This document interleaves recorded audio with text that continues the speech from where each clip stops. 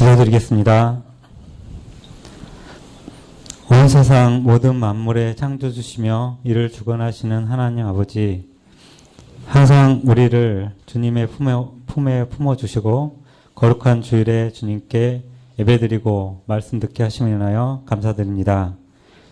우리의 부족함을 아시는 하나님 아버지, 우리 몸과 마음을 강건케 하사 바르지 않는 세상길에 눈주지 않고 주님께서 주시는 표틀을 향해 나아가게 하여 주시옵소서.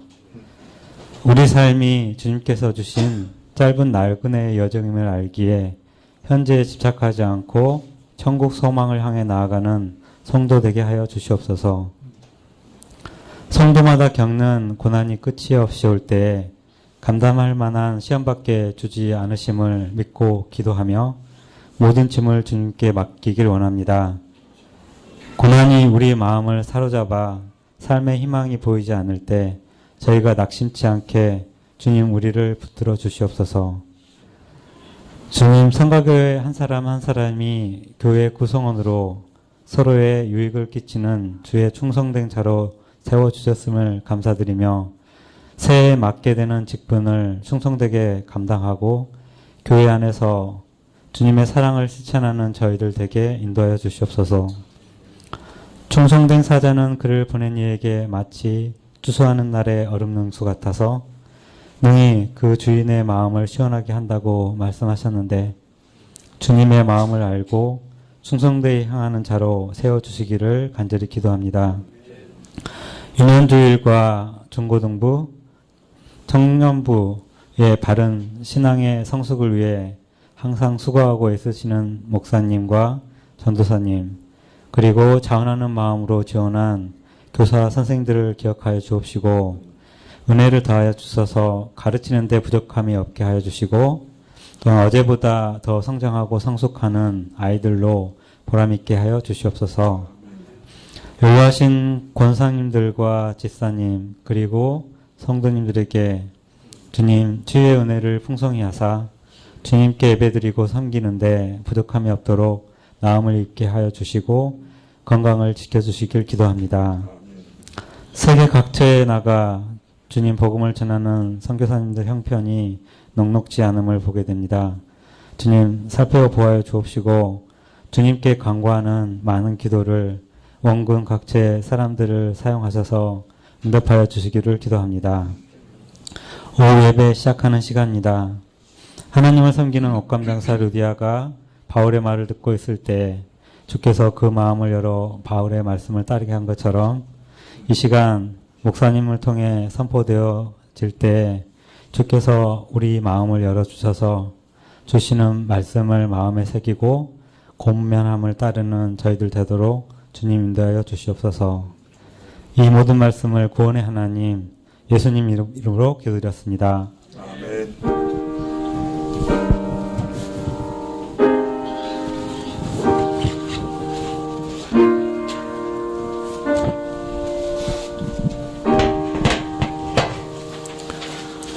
말씀은 유다서 1장 12절부터 19절까지 말씀입니다.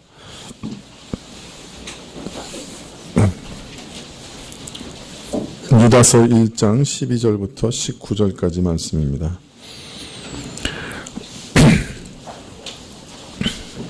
유다서 1장 12절부터 19절까지 한 절씩 교독하시죠. 12절부터 19절까지. 저희는 기탄 없이 너희와 함께 먹으니 너희 애찬의 암초여 자기 몸만 기르는 목자여 바람에 불려가는 물 없는 구름이여 죽고 또 죽어 뿌리까지 뽑힌 열매 없는 가을 나무여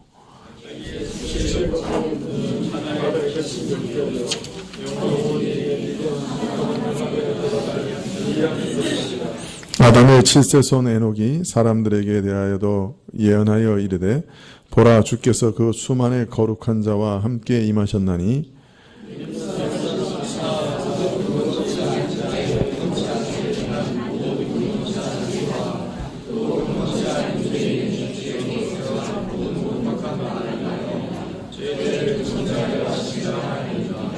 이 사람들은 원망하는 자며 불만을 토하는 자며 그 정욕대로 행하는 자라 그 입으로 자랑하는 말을 내며 이를 위하여 아첨하느니라.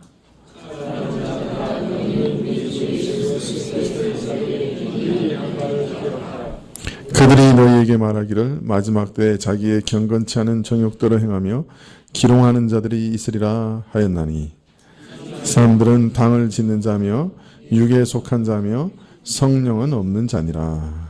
아멘. 예, 오늘 점심시간에 우리가 먹은 감은 김기영 집사님이 저에게 주신 것입니다. 아까 아무도 광고 안 하셔서 저보고 누가 광고해달라고 해서 광고를 드립니다. 예? 아, 그러셨어요? 아, 저희 당회에서 너무 늦게 내려가서 못 듣고, 그 다음에 안 했으니까 저거 하라고 그러셨나요? 예. 감사합니다. 이중으로 광고를 드렸습니다. 예. 예. 오늘 구역 예배 때는 맛있는 떡이 준비되어 있는 줄로 믿습니다. 다 참석해서, 구역에 이렇게 교제를 나누시면 좋겠습니다. 예. 그래서 오늘 제가 설교는 좀 짧게 하려고 계획하고 있습니다. 계획대로 된 적이 별로 없지만, 계획은 하고 있습니다. 네, 우리가 지금 살펴보고 있는 유다서는 교회의 한 가지 문제와 위기 상황을 염두에 두고 유다 선생이 기록하신 것이죠. 그것은 가만히 들어온 사람들이 있었습니다. 마치 신자들과 똑같았습니다. 같이 예배드리고 같이 하나님을 찬양하고 같이 성찬을 나누고 우리 신자들하고 너무나 똑같았습니다. 그러나 그들은 사실 참된 신자들이 아니었죠.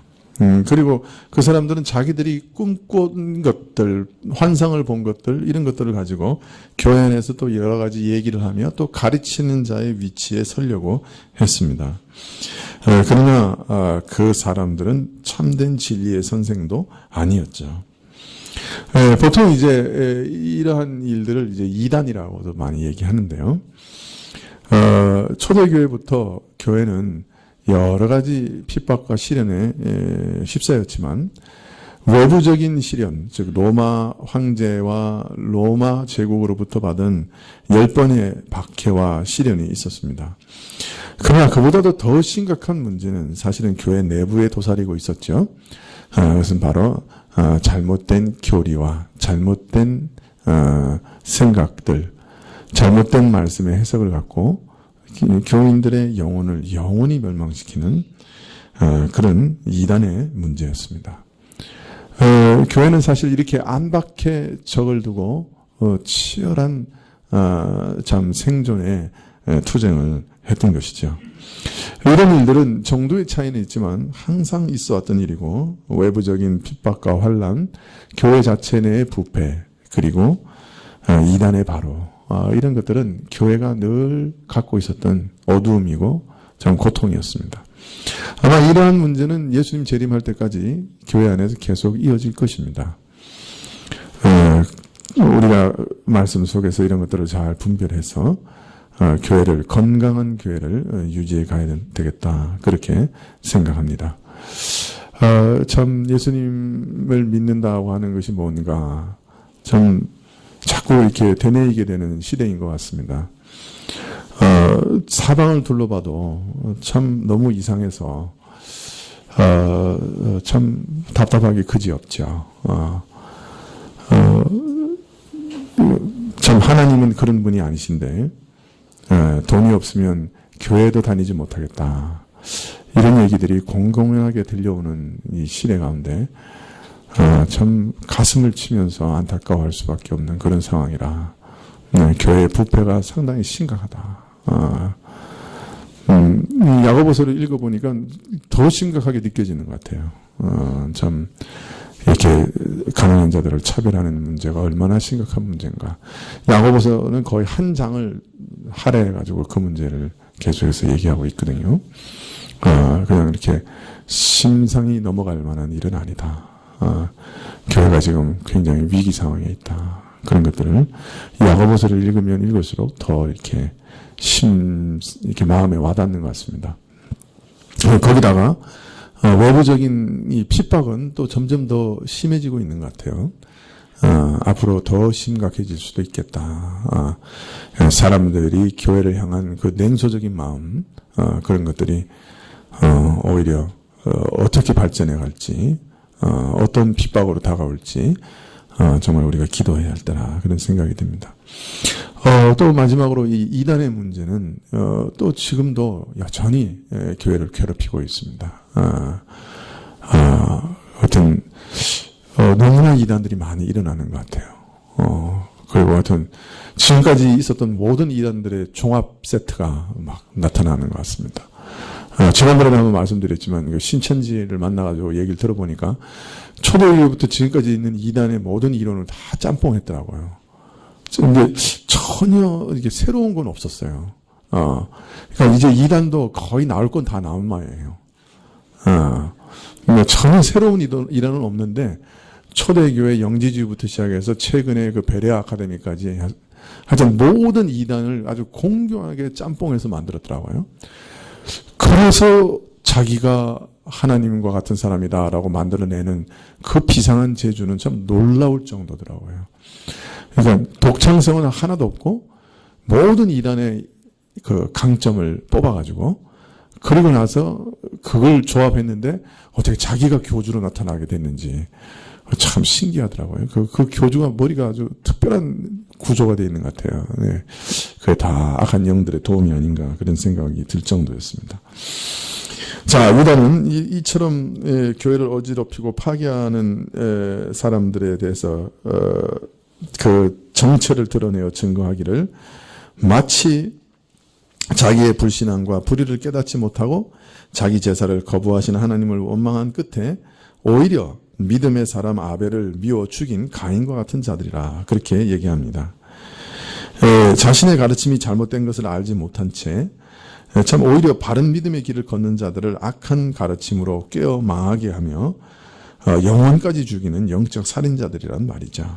또 이들은 불의한 싹을 탐한 발락의 불의한 싹을 탐한 발람과 같은 자다 그렇게 말하고 있습니다. 이스라엘을 음란과 우상숭배의 죄에 빠지게 한 발람과 같은 자요.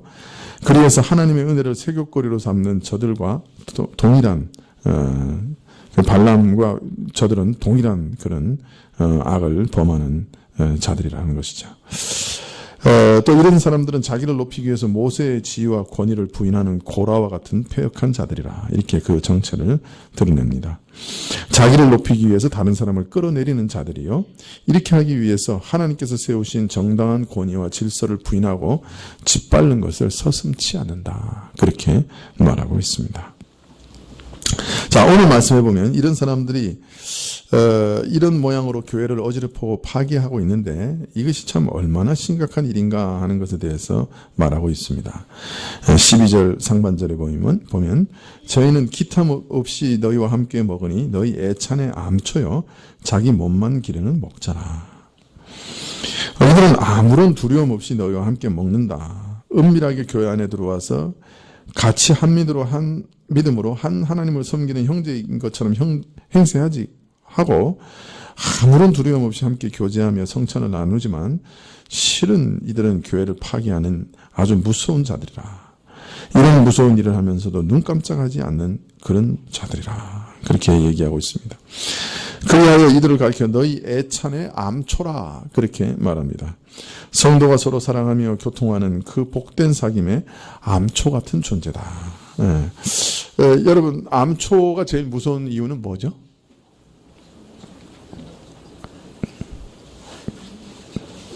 안 보이는 거죠. 이 암초는 제일 무서운 암초는 파도가 칠 때 파도가 치면 가려지고 파도가 가라앉으면 보이는 그런 암초는 정말 무서운 암초. 또 파도가 쳐도 파도가 가라앉았는데도 안 보이지만 파도 바로 밑에 수면에 이렇게 쫙 숨어 있는 암초. 이런 것은 정말 무서운 암초죠. 영국에서도 그 동부 해안에 그런 암초가 있어가지고 하여튼 수없이 많은 배가 거기 난파되고 파괴된 그런 역사 기록이 있는데요. 이 암초가 파도가 쳐도 안 보이는 거예요. 드러나지 않는 거예요. 그러나 배가 지나가면 어김없이 배가 깨지는 그런 암초. 참 무섭죠. 교회에 은밀히 섞어 들어와서 동일한 믿음으로 주를 섬기는 형제인 것처럼 살갑게 굴지만 실상은 엉뚱한 생각을 하고 엉뚱한 가르침을 가지고 있는 자들이에요. 그래서 마치 암초 같아요. 참 겉으로 보면 교인들 속에 섞여 있어서 한 무리 같은데 그 속에 온 교회를 파괴하고 침몰시킬 날카로운 무기를 감추고 있는 자들이죠. 겉으로 보면 너무나 비슷해서 분간하기 어려운데 사실은 온 교회를 병들게 하고 죽이는 무서운 독을 가진 자들이죠. 이런 사람들과 만나서 교제하는 자마다 영혼이 파손하고 병들고 시들고 죽고 망하게 되는 것이죠. 그래서 요새 신천지 같은 경우는 아예 교회에 이렇게 침투해서 교인으로 온대요. 그래가지고 이제 사람들을, 야, 여기 우리 계시록 아주 잘 가르치는 데가 있는데 같이 성경 공부하러 가자. 이게 꼬셔가지고 데리고 간다는 거예요. 그래가지고 이제 사람들을 하나하나 포섭해서, 나중에 사람들이 일정하게 많아지면 목사를 공격해서 넘어뜨리고 자기들이 목사를 초빙해 온다는 거예요. 그러면 이제 완전히 신천지 교회가 돼버리는 거죠. 그래서, 그런 일을 하면서 거짓말을 해도 그거는 하나님 앞에서 정당하다. 이렇게 가르친다는 거예요. 그래서 그런 거짓말은 정당하다. 이렇게 가르쳐서 아주 뻔뻔하게, 아주 그렇게 교인처럼 이렇게, 들어온답니다. 그래서 우리가 상당히 조심해야죠. 네. 물론 이제 하도 교인들이 안 오니까 어떤 목사님은 그러더라고요. 신천지라도 몸 좋겠다.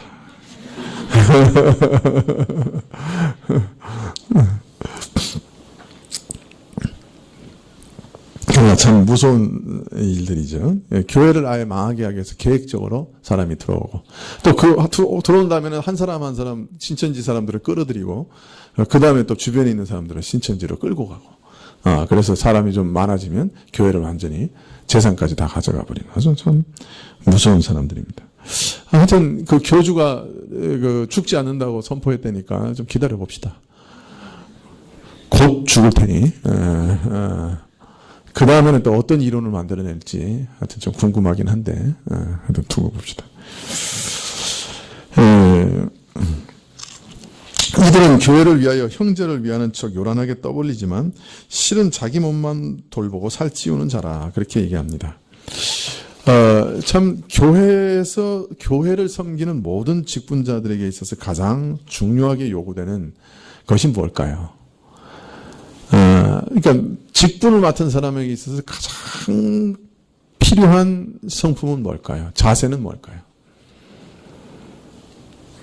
뭐 여러 가지 조건이 있겠습니다만은 가장 중요한 것은 사실 바로 이 섬기는 자세입니다. 다른 사람을 섬기는 자세입니다. 이 사람들은 그런데 자기 몸만 기르는 목자라 자기 배만 불리는 목자예요. 그러나 목자라고 하면 양을 배불려야죠. 그죠? 자기 몸을 배불리면 안 되죠. 모든 섬기는 직분에 있어서 가장 근본적인 자세는 다른 사람을 섬기는 교인들을 섬기는 것이 근본적인 자세입니다. 하나님께서 어떤 사람에게 은사를 주시고 그에게 직분을 주어 일하게 하실 때 그 은사는 자기를 자랑하거나 자기 자신을 높이거나 자기 자신의 배를 부르게 하기 위해서 주시는 은사는 없어요. 많은 사람들이 하나님의 신령한 은사를 구하기 위해서 그냥 막 소나무 뿌리도 뽑고 그냥 막 기도하고 어떤 사람은 그냥 그 절벽에 매달려서 그냥 칡넝쿨에 매달려가지고 하나님 방언을 안 주시면 저는 죽습니다. 이래가지고 방언 받은 사람도 있다 그러더라고요. 그 유명한 분 계셨잖아요. 그 이름 욕 잘하는 분. 이전성 목사님. 그분이 그래가지고 방언 받았다 그러더라고요. 와, 하나님 협박도 받으시나? 자, 그러나 여러분, 그것이 하나님이 주신 것이라고 하면 그것이 어떤 은사라고 할지라도 그것은 교회를 섬기기 위해서 주신 은사예요. 그러니까 내가 뭔가 폼 잡고, 내가 뭔가 이렇게 뛰어나고, 내가 뭔가 대단하고, 내가 다른 사람보다 뭘 많이 가졌고, 자기를 자랑하거나, 자기에게 사람을 이끌거나, 자기를 높이거나, 이렇게 하기 위해서 주신 은사는 단 하나도 없어요. 그래서 방언을 하더라도 방언의 통역이 반드시 필요한 이유는 교회의 유익을 주기 위해서 주시는 은사이기 때문에 그래요. 그러니까 하나님이 교회 안에서 우리에게 주시는 모든 은혜와 은사는 반드시 다른 사람을 섬기기 위해서 주시는 은사예요. 다른 형제와 자매를 섬기라고 주시는 은사예요. 그걸 꼭 기억해야 돼요. 자, 또 이러면 또 은사 안 구하죠. 그죠? 그 모든 은사는 다 형제를 섬기는 것이라고 그러니까 우리는 또 악독해가지고 뭘 귀찮게 또 주시려고 그래요 하나님. 그냥 저 조용히 살 테니까 은사 주지 마세요. 이렇게 기도하는 사람들이 또 있어요. 그죠? 참 어떻게 하나님도 참 답답하실 것 같아. 쓸만한 사람이 없어. 은사를 좀 주면 그냥 전부 자기 건 줄 알고 그냥 자랑하고 높이고 사람들 끌어들이고 그냥 자기가 그냥 높은 지위에 서고 막 이런 것 그냥 목사 세계도고요. 가난한 목사하고 부자 목사 엄청 차별해요. 교회 작고 크고는 뭐 엄청난 차별의 대상이 돼요. 그냥 큰 교회 하는 사람들은 정말 이렇게 겸손한 사람은 별로 없어요. 같은 동기생인데도, 야, 너! 막 이러고 막 어깨에 힘주고 막 그래요. 옆에서 보고 있으면. 가난한 사람, 작은 교회하고 가난한 목사는 맨날 쭈삣쭈삣 그래요.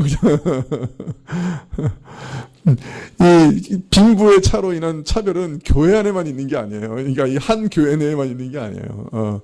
목사들 세계 속에도 있어요. 참 그걸 보고 있으면 참 답답하죠. 그래서 어떤 목사님들은 또 분발해서 나도 부자가 되리라 그런 분들도 있고 그냥 평생 목회했는데 7명 8명 그러면 이제 주눅이 들어가지고 고개를 못 들고 다니는 분들도 있고 참 아이고 그러나 참 하나님이 내게 주신 은사는 혹시 그 부요함이라는 것도 그 모든 것이 다른 사람을 섬기기 위해서 주시는 것이라고 하는 것을 깨달은다면 우리는 전혀 다른 자세가 되겠죠. 사실 이 물질적인 세상의 부요도 마찬가지예요. 언제 그 부요를 우리만 누리면서 우리만 두들기면서 살려고 하신 적이 어디 있어요? 하나님께서 빈부의 격차를 왜 두시는 거예요? 교회 안에. 누구 말대로 그냥 집사 되면 다 집 사게 해주시고, 그러면 좋죠. 그러면 되시잖아요. 뭘 빈부의 격차를 두세요. 그것은 많이 가진 자들이 가난한 자들을 섬기고 도우라고 하시는 거예요. 그런 방편을 통해서 서로가 존중이 여기고 서로 사랑하고 서로의 정이 나누어지고 서로를 돌아보는 데서 하나님의 사랑이 전달될 수 있게 하시기 위해서. 그래서 온전한 사랑 가운데서 한 도가니 안에서, 사랑의 한 도가니 안에서 정말 사랑하면서 살아갈 수 있게 하시기 위해서 그렇게 빈부의 차도 두시는 거예요. 그러니까 부자는 그 은사가 나 혼자 잘 먹고 잘 사는데 있는 게 아니라 뭐라고요? 다른 사람을 섬기는데 있는 것이에요. 물론 다른 사람을 섬기면 분명히 나도 먹을 게 있어요. 오병이의 기적을 설명하면서 어떤 목사님이 그렇게 강의를 했더라고요. 아주 기발한 강의인데 아이가 물고기 2마리하고 보리떡 5개를 예수님께 드렸잖아요. 근데 남았는데 얼마나 남았어요? 12광줄이 남았잖아요. 그 12광줄이 누구한테 줬겠냐는 거예요. 사도들이 먹었나? 애한테 줬나? 오병이에 물고기 2마리하고 뻑 5개 줬는데 12광줄이 받았다는 거예요. 그러고 그냥 5,000명을 섬겼다는 거예요. 그래서 우리 물질도 마찬가지라는 거예요. 우리 주변에 있는 가난한 사람들 섬기면, 그죠? 5,000명 먹이고, 근데 나한테는 뭐 떨어진다고? 최소한 12광주는 떨어진다는 거야. 네, 그 해석을 보고 얼마나 웃었는지 모르지만, 아니, 근데 그런, 그게 있어요, 사실. 그런 게 있다고요. 하나님께서 물질로 섬기게 하시는 사람들 보면, 하여튼, 5,000명을 먹여도 12광주는 남더라고, 사실. 그걸 이제 자기가 이제 그런 것들을 많이 봤기 때문에 아마 이제, 그렇게 이제 해석을 했겠지만은, 물론 우리도 12광주리로 풍족하게 먹고 살라고 하시죠. 그러나 그거는 내가 다 먹고 살라고 하는 거 아니에요. 그죠? 우리 참 가난한 자들, 우리 도움이 필요한 자들에게 나눠주면 그만큼 하나님께서 또 우리를 또 얼마든지 쓰게 하셔요. 그렇다고 또 12광주를 목표로 또 나눠주면 안 되고. 하여튼 우리에게 주신 모든 은혜와 은사는 내가 즐기고 내가 먹고 내가 놀라고 주시는 건 아니에요. 근본적으로는 그것을 통해서 다른 사람을 섬기기 위해서 주시는 거예요. 그렇기 때문에 자, 내가 은사와 직분을 얻었는데 다른 사람을 섬기려고 하는 자세가 안 되면 그 사람은 아직 교회에서 일할 수 있는 그런 자세가 안 된 것이죠. 내가 무슨 일을 맡았든지 무슨 직분을 맡았든지 무슨 은사를 가지고 있든지 그것은 나를 위해 사용하는 것이 아니고 다른 사람을 섬기기 위해서 주신 것이니까 늘 그런 자세로 살아야 되는 것이죠. 자, 그런 사람들에게는 아무리 일을 많이 맡기고 아무리 높은 지에 세워놔도 남을 섬기려 하기 때문에 그 문제가 안 생겨요. 좀 은사가 부족하고 재주가 없어도 능률이 좀 떨어져도 어떻게든 남에게 유익이 가요. 크든 작든. 어떻게든 그 마음 중심이 남을 섬기려 하는 사람이기 때문에. 근데 그런 자세가 되지 않으면 자기를 위해서 뭐든지 이용하려고 하기 때문에 직분을 받으면 내가 명예가 되고 나를 높이고 내가 대접을 받으려고 해요. 무슨 일을 해도 나에게 유익한 것이 있어야 일을 해요. 이 사람은 아무리 작은 일을 맡겨도 남에게 손해를 끼쳐요. 그리고 교회에 피해를 입혀요. 이 사람은 자기 배를 불리고자 하는 사람이기 때문에 자기 유익을 구하는 사람이기 때문에 일을 맡겨놓으면 자기 이익을 챙기려고 하는 거예요. 그 속에서 또 최소한 명예라도 챙기려고 하는 거예요. 그렇게 되면 교회 일이 파괴되고 맙니다.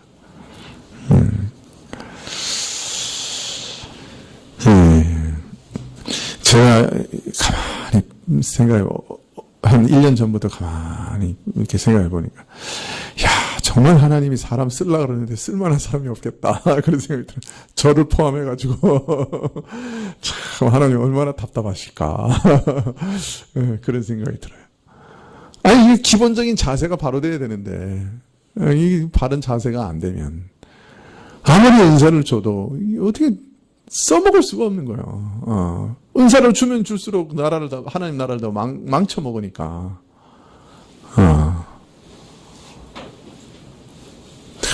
참, 하나님께서 쓸만한 목회자가 없겠다. 그런 생각이 들어요. 하나님도 답답하시겠다. 참, 저를 포함해서 하나님이 쓸만한 사람이 되면 좋겠는데요. 오늘 기도하신 대로 여름 가뭄에 냉수 같은 사람이 참 되면 좋겠는데요. 여름 가물에 냉수가 아니고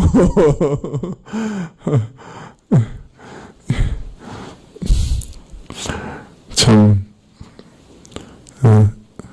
오물덩어리가 잔뜩 있는 그런 상황이니 하나님이 쓰고 싶으셔도 참 못 쓰시겠다. 그런 생각이 들어요. 여러분, 교회를 할 때는 항상 새기고 또 새기셔야 합니다. 나는 다른 사람들을 섬기는 사람이다. 내가 맡은 직분은 다른 사람을 참으로 섬기고 세우기 위해 있다 하는 것을 또 새기고 또 새기십시오. 자신에게 늘 가르치십시오. 늘 일깨우십시오. 자, 그래서 이런 자세로 사시면요, 누가 나를 섭섭하게 하고 나를 인정하지 않고 그래도 그 사실은 별 문제가 안 돼요. 그 사람이 내게 어떤 반응을 보이든지 나는 그 사람에 대해서 섬기는 자로 있어야 하는 사람이니까. 그 사람이 나를 인정해 주든 그 사람이 나를 섬겨 주든 뭐 그 사람 반응이 어떻든 오히려 네가 왜 그러냐고 나를 핍박하든 그게 별 문제가 되지 않아요. 나는 어떻게든 다른 사람을 섬겨서 그 사람을 유익하게 하기 위해서 여기 존재하는 사람이다 하는 이런 자세를 가지기 때문에 이 사람은 아무리 열심히 노력해도 성과가 없어도 원망과 불평이 생기지 않고 다른 사람이 인정해 주거나 알아주지 않아도 원망과 불평이 생기지 않아요. 항상 자신을 섬기는 자의 위치에 두기 때문에 이 사람은 원망과 불평이 없는 것이죠. 남편들 내가 돈 버는 기계야! 아내한테 쏘아붙이죠. 그죠? 그러나 내가 정말 이 가정을 섬기는 가장이다. 그렇게 생각하면 정말 아무리 힘들고 어려워도 그죠? 혹 아이들과 아내가 알아주지 않아도 나는 이 가정을 섬기는 가장이다. 그럼 힘써서 일하겠죠. 아내들은 내가 설거지하는 기계야? 그런 얘기도 하지 않게 되겠죠. 나는 내 남편과 아이들을 섬기는 사람이다. 이런 마음으로 살아가면 전혀 달라지겠죠. 교회 안에서도 마찬가지죠.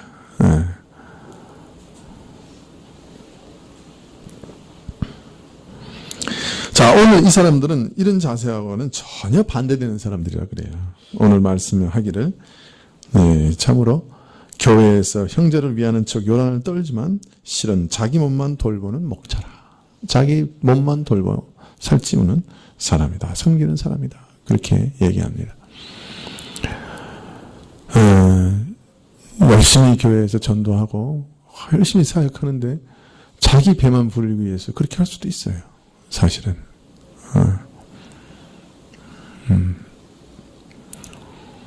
그래서 교회에서는 목사 너무 돈 많이 줄 필요 없어요.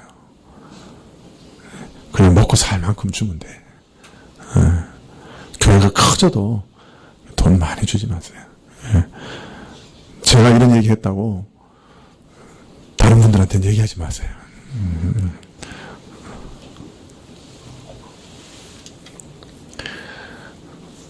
제 후임이 누가 오거든 제가 이런 얘기 했다고 말하지 마세요.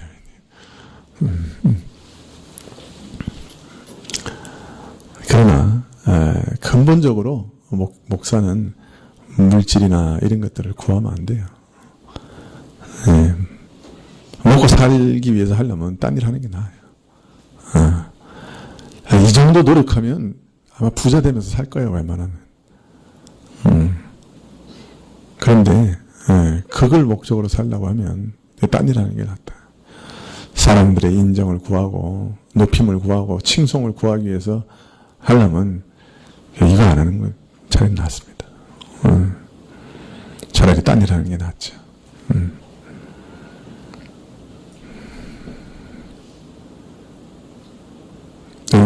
목사는 교인의 가장 중간 정도 받으면 딱 좋아요. 생활 수준도 교인들 수준의 한 딱 가운데 정도.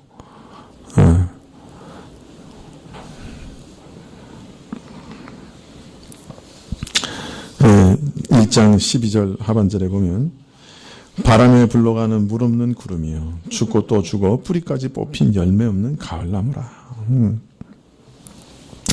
참 이 유다는 시적으로 이렇게 모든 걸 썼는데 또 아주 정말 지독하게 썼어요. 이게 뭘 의미하는 거예요? 이 사람들이 영혼을 죽이는 살인자들이기 때문에 이건 정말 이 교회 안에서 얼마나 악독한 자들이고 얼마나 무서운 자들인가 하는 것을 아주 이를 가면서 쓰는 것 같아요. 이들은 바람에 불려가는 물 없는 구름이라 그래요. 여러분, 우리가 구름에서 기대하는 건 뭐예요? 비죠. 참 가물어서 몸바닥이 착착 갈라지는데 구름 하나 안 끼다가 구름이 탁 끼면 아마 모든 사람들이 야, 저 구름은 비를 머금었을 것이다 기대하고 정말 저 구름은 반갑다. 언제 비가 쏟아질까. 정말 생수를 기다리는 간절한 마음으로 비가 오기를 기다릴 겁니다. 아마 하루에도 12번 더 구름을 바라보면서 비야 와라. 비야 제발 와라. 기다릴 겁니다. 그런데 바람에 불려가고 물 한 방울 떨어뜨리지 않고 가면 얼마나 실망스럽겠습니까? 비를 가득 다 머금은 구름이 비를 쏟아 부어서 메마른 땅을 적셔 그 갈라진 땅들이 해갈되는 것처럼 우리 가란 영혼이 그 생수에 참 하늘에서 쏟아지는 같은 그 생수로 우리 그 답답한 영혼이 시원하게 되는 그 영혼의 생수를 갈급하면서 그 설교자의 입에서 그런 참 생명의 말씀이 쏟아지기를 기대하고 있는데 대단한 진리를 아는 것으로 자처하는 선생이라고 기대하고 있었는데 어떤 단비를 줄까? 어떤 은혜와 생수를 내 심령에 쏟아 부어줄까? 기다리고 또 기다렸는데 나중에 드러난 거 보면 비를 머금지 않은 맨구름이여 실속 하나 없는 자여 비 한 방울 떨어뜨리지 않고 바람에 날려가는 뜬구름 같은 자라. 험한 소리로 사람을 속일 뿐이라. 저들 안에는 참 생명이 없다. 영적 시원한 생수가 흘러나지 못한다. 이들은 늦가을 추수 때 되어도 아무 열매가 없어서 뿌리까지 뽑혀나가 버려지는 참 2번 죽는 나무와 같다. 생명은 살아 움직이며 그 결실을 내는 법이니 가을이 되어 열매 맺는 것이 당연한 이치라. 그러나 열매 없는 나무가 그 자체가 이미 죽은 나무라고 할 수 있는데 이런 나무를 뿌리채 뽑아 2번 죽여 아예 없애버리듯이 거짓으로 교회를 어지럽히는 이들도 이처럼 2번 죽게 될 것이라. 그렇게 말씀합니다. 13절에 자기의 수치의 거품을 뿜는 바다의 거친 물결이여 영원히 예비된 깜깜한 흑암에 들어갈 유리하는 별들이라. 자, 이들은 거친 바다 물결이 뿜어내는 거품과 같이 자신의 부끄러운 것들을 쏟아내는 자들이요. 바다의 거친 물결과 같이 뭔가 요란하지만 자기 마음속에 있는 더러운 욕망의 거품을 뿜어내다가 멸망할 뿐. 캄캄한 흑암의 심판이 저들을 위해 준비된 유리하는 별들이라. 제 길에서 벗어나서 하늘의 질서를 어지피는 별과 같다. 만일 태양과 달이 그 운행의 길이 멋대로가 돼서 태양과 달이 그 위치를 벗어난다면 어떻게 되겠어요? 하늘의 별들과 태양이 제멋대로 달린다고 하면 얼마나 곤란하겠어요? 다 태양으로부터 오는 햇빛을 받아 싹트고 자라 결실하고 먹고 사는데 이들은 마치 제 길에서 벗어나서 하늘의 질서를 어지럽히는 별들과 같아요. 제자리를 지키지 못하고 떠도는 하늘의 권세 같은 자들이라.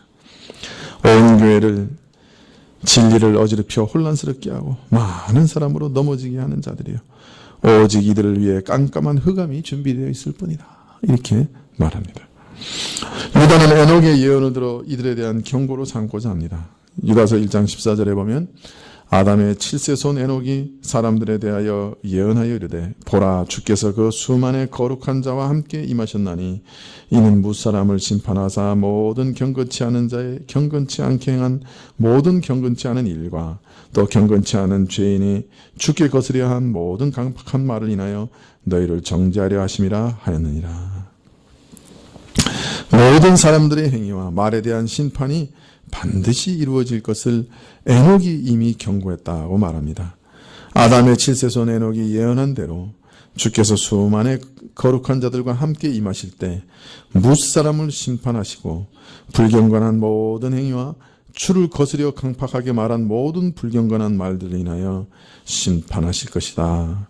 모든 사람들이 그 책임을 면하지 못할 것이다 경고하셨는데 바로 그 경고가 이 사람들에게 적용될 것이다. 그렇게 말합니다. 16절에 보면 이 사람들은 원망하는 자며 불만을 토하는 자며 그 정욕대로 행하는 자라 그 입으로 자랑하는 말을 내며 이 일을 위하여 아첨하느니라. 지금 교회를 어지피는 이 사람들은 자기 잘못과 악함을 보지 못하고 오히려 다른 사람들과 하나님 탓을 하며 원망하는 자들이라고 말합니다. 하나님의 뜻을 따르기보다는 오히려 온갖 불만을 토해내어서 자기 정욕대로 자기가 하고 싶은 대로 행하는 자들입니다. 주를 높이는 대신에 자기를 높여 자랑하기를 좋아하며 진리를 따르는 대신에 자기에게 이익이 되면 누구에게든지 참 교온 영색으로 교묘한 말과 참 사랑할 만한 그런 표현으로 아첨하는 자라, 그렇게 말씀합니다. 자, 그럼 여기 보면 불평하고 불만이 가득한 것과 자기 원대로 정욕대로 따라가는 자들이라고 하는 것이 이렇게 함께 언급되고 있습니다. 원망하며 불만을 토하는 자며 그 정욕대로 행하는 자라. 이 둘이 함께 붙어 있습니다. 얼핏 들으면 이 둘이 무슨 관계인가 생각되기 쉽지만 사실은 밀접한 관계가 있습니다. 여러분, 왜 사람들이 불만이 많고 불평을 많이 하죠? 왜 사람들이 불평, 불만을 많이 합니까? 네? 왜 불평합니까? 자기 원대로 되지 않고 자기가 원하는 것을 못 얻기 때문이죠. 꼭 얻고 싶은데 나한테 없어요. 그러니까 자꾸 불평하고 불만이 생기는 겁니다. 이룰 수 없는데 자꾸 원하다 보니 자꾸 불평과 불만이 쏟아나는 것이죠. 자, 그러니까 어떤 사람이 제일 불평과 불만을 많이 쏟아놓느냐? 어떤 사람들이 제일 불평과 불만을 많이 쏟아내요? 네, 욕심이 많은 사람들이 불평과 불만을 가장 많이 쏟아내게 되죠. 자기가 원대로 안 된다고. 그러니까 우리나라 사람들이 불평과 불만이 정말 많죠. 모이면 정부 욕하고 다른 사람 욕하고 재벌 욕하고 불평 불만이 정말 많죠. 그래야 그래요. 왜 그래요? 예? 예? 욕심이 많아서 그래요. 사실은 욕심이 많아서 그래요. 오늘 말씀을 보면 불평 불만과 정욕은 바로 연결이 돼요. 그죠? 욕심이 많아서 불평 불만이 많아요. 이것저것 그냥 다 차지하고 가지고 싶은데, 내가 재벌되고 내가 떵떵거리고 살고 싶은데 제 마음대로 되지 않고 다른 사람이 그걸 누리는 것 같으니까 불평과 불만이 나오는 것이죠. 예전에 여러분들 기억하시는지 모르겠는데 장영자 사건 아세요? 아주 오래된 사건인데, 그때 어떤 사람이 얘기하기를 그 여자 정말 난 사람이라고, 그러면서 내가 만일 그 위치에 있으면 나도 그랬을 거다고 그렇게 얘기를 하더라고요.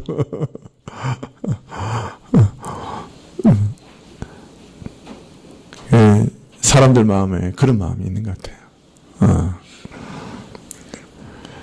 그런 욕망이 가득하니까 그것이 이루어지지 않기 때문에 이 사회에 대해서 불평과 불만을 쏟아내는 것이죠. 내 뜻대로 안 되니까, 내 마음대로 안 되니까, 자기 하고 싶은 대로 안 되니까 그 정욕을 이루지 못해서 불평 불만을 쏟아내는 것이죠. 그러면서 입으로는 온갖 허황된 말들을, 실속은 없으면서 허황된 자랑의 말들을 늘어놓는가 하면 온갖 칭찬과 아부를 또한 아끼지 않는다 그래요. 지금까지 이렇게 쭉 얘기하는 것들이 사실은 다 거짓 선생의 모습입니다. 이런 사람을 주의하라고 얘기하는 거죠. 뭔가 요란하게 뭔가 줄 것 같이 얘기하는데 사실은 하나도 주는 게 없고, 생수를 줄 것 같았는데 그저 빈 구름이고,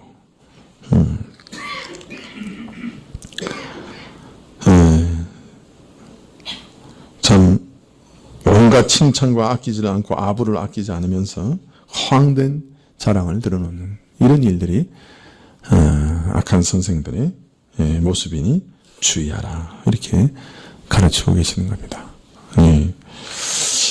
이 말씀을 읽으면서 저 자신의 모습하고도 많이 닮지 않았나 생각이 들어서 좀 염려가 많이 됐습니다. 우리 안에 뭐 이런 요소들이 다 있지요. 여러분, 목회자를 위해서도 많이 기도해 주셔야 돼요.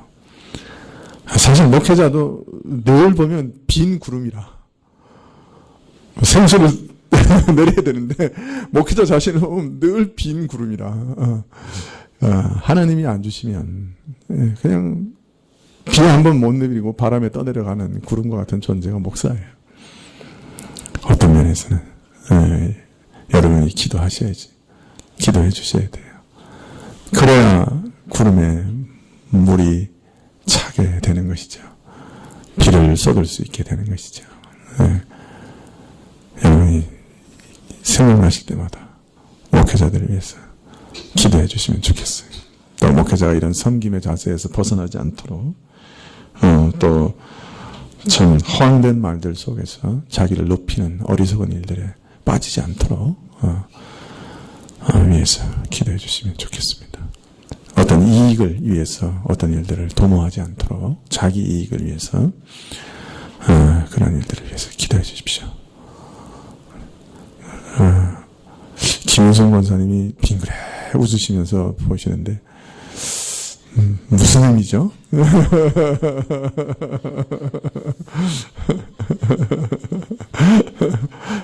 도둑이 제발 저린다고? 아니 제가 맞아요. 조심하세요. 박 목사님 그런 것 같아가지고 네. 아니 농담입니다. 일단 목회자를 위해서 많이 기도해 주시면 좋겠습니다. 오늘 여기까지 말씀드리죠. 네.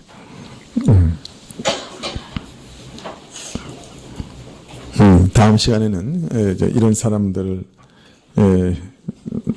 앞에서 우리 믿는 자들은 어떤 자세를 취해야 되는가 하는 것에 대해서 말씀을 드리겠습니다. 아버지 하나님, 참 우리 영혼의 은혜와 참 생수를 주시는 하나님 아버지, 우리 영혼에 참 하나님의 말씀을 통한 생수가 흘러넘치게 해주시고 그로 인한 은혜와 평강이 기쁨이 우리 심령 안에 늘 자리 잡게 해주십시오. 저희 말씀을 읽을 때마다 더 저희 자신의 부끄러운 모습들만 보게 되어서 기쁨이 사라질 때도 있지만 또 이러한 우리를 주님 앞에 토설하고 회개하며 주님의 도우심으로 또 이런 아름다운 모습이 우리 삶 가운데 세워질 것을 기대할 때 또 저희에게 일면 기쁨이 있는 줄 믿습니다. 주님이 우리 삶에 세워놓으신 그 아름다운 모습과 목표를 저희가 늘 바라보며 한 걸음 한 걸음 이 나그네 삶을 살아가게 해주시고 항상 다른 사람을 섬기며 또 깊이 낮아지며 정말 하나님의 영광을 위해 살고 이 땅의 이익을 위해 살지 않는 그것을 통해 하나님의 영광을 돌려드리는 그런 놀라운 은혜가 저희에게 주어지게 해주십시오. 다른 사람을 섬기고 하나님의 영광을 따라 살 때 하나님께서도 우리 삶 가운데도 많은 것으로 풍성한 것으로 채워주시는 은혜를 또한 경험하게 해주시고 그럴수록 더욱더 다른 사람을 섬기는 그런 귀한 은혜가 저희 삶에 열매 맺게 해주시기를 간절히 구합니다. 오늘도 주님 앞에 참으로 우리 영혼에 참 생수와 은총을 늘 주시기를 구하옵되 예수님의 이름으로 기도합나이다. 아멘. 하늘에 계신 우리 아버지시여 이름이 거룩히 여김을 받으시오니 나라의 임하옵시며 뜻이 하늘에서 이룬 것 같이 땅에서도 이루어지이다. 우리가 우리에게 일용할 양식을 주옵시고 우리가 우리에게 죄 지은 자를 사하여 준 것 같이 우리의 죄를 사하여 주옵시고 우리를 시험에 들게 하지 마옵시고 다만 악에서 구하옵소서. 대개 나라와 권세와 영광이 아버지께 영원히